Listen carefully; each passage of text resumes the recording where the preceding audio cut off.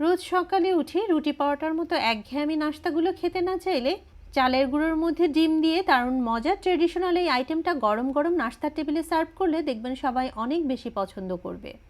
প্রথমে একটা বলে নিয়ে নিচ্ছি 2 কাপ পরিমাণ চালের গুঁড়ো, আর এর মধ্যে স্বাদ অনুযায়ী লবণ দিয়ে শুকনো অবস্থাতেই লবণটাকে চালের গুঁড়োর সাথে ভালো করে নেড়ে মিক্স করে নিচ্ছি। এখন এর মধ্যে হালকা কুসুম গরম পানি অ্যাড করতে হবে। পানিটা এমন পরিমাণ হতে হবে যাতে পানির ভিতরে এভাবে আঙুল ডুবানো যায়, মানে এটা খুব বেশি গরম হবে না।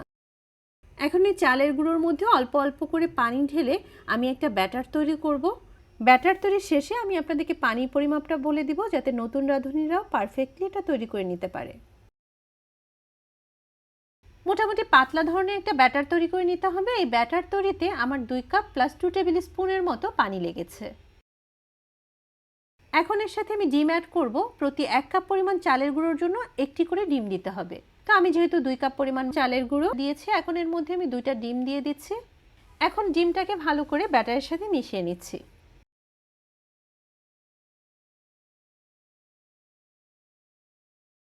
এখন পিঠা তৈরি করতে যাবো, এর জন্য চুলায় একটা ননস্টিকের প্যান বসিয়ে দিয়ে প্যানটাকে হাই হিটে ভালো করে গরম করে নিতে হবে।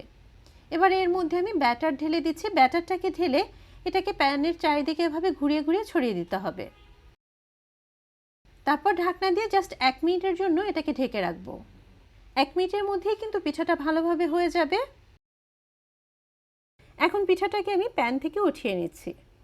খোলা যা পিঠা নর্মালি মাটির খোলাতে তৈরি করা হয়, তবে আমাদের যাদের বাসায় মাটির খোলা নাই তারা কি এই মজার পিঠাটা খাবো না, তাই আপনাদেরকে আমি সহজভাবে ননস্টিকের প্যানে এই পিঠাটা তৈরি করে দেখালাম।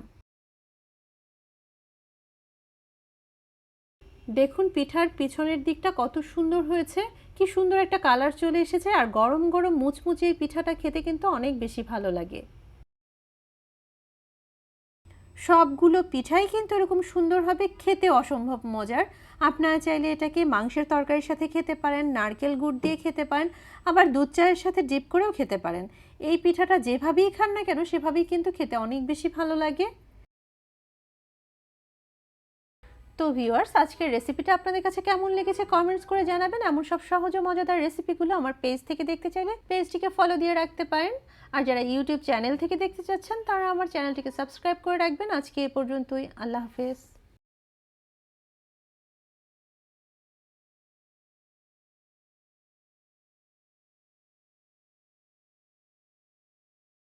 রোজ সকালে উঠে রুটি পরোটার মতো একঘেয়েমি নাস্তাগুলো খেতে না চাইলে চালের গুঁড়োর মধ্যে ডিম দিয়ে দারুণ মজার ট্রেডিশনাল এই আইটেমটা গরম গরম নাস্তার টেবিলে সার্ভ করলে দেখবেন সবাই অনেক বেশি পছন্দ করবে।